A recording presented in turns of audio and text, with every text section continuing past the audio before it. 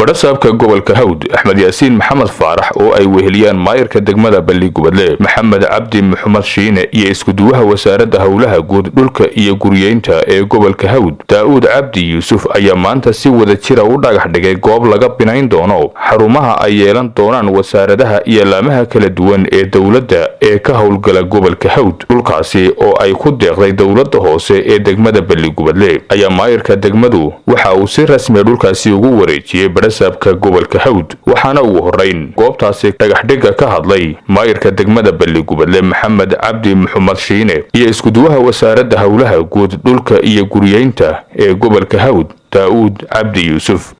marka hore waxay mahadoo dhan u sugnaatay Ilaahay subhanahu wa ta'ala inoo ogolaaday inaan garansiiyay inaan maanta goobtan ka dhigno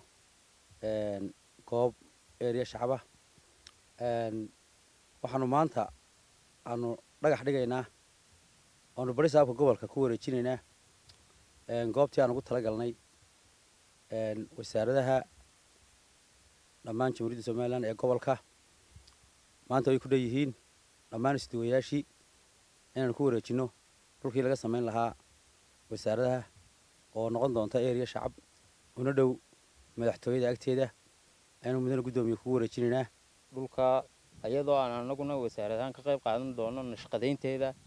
iyo qayb qaybinteeda wasaaradaha dhan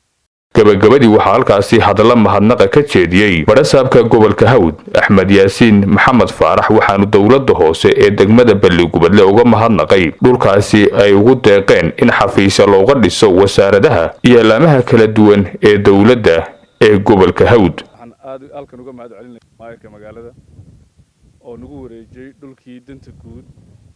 ee area shacabha waxa igu badnaa isku duwayaasha markaan la kulmo waxaan weynay meel wax laga dhiso waxaan weynay dhulkii wasaaradda aanu tilmaami lahayn ay ka dhisan lahayd wasaaraddu xafiis ay ka dhisan lahayd waxaan halkan uga sheegayaa dhammaanba Jamhuuriyadda Soomaaliland wasaaradaha in dhulkii maanta intaanan weydiinba gudoomiyaha degmada dhulka halkee laga dhisay halkeed u qorsheysan intaan dhanba inuu isagoo qorsheysan uu noloo yimid waxa aan u qorsheeyay uu yiri dhulkii danta guud ee area shacab ee wasaaradu wax ka dhisan lahaayeen aad baan kaaga mahad celinayaa dhulkii maanta waa diyaar annaka la wareegnay wasaaradahana waxaan leenahay wasaarad kastiba xafiiskeegii iyo hawlaheegii aad qabsatay hadeedo aad ka dhisato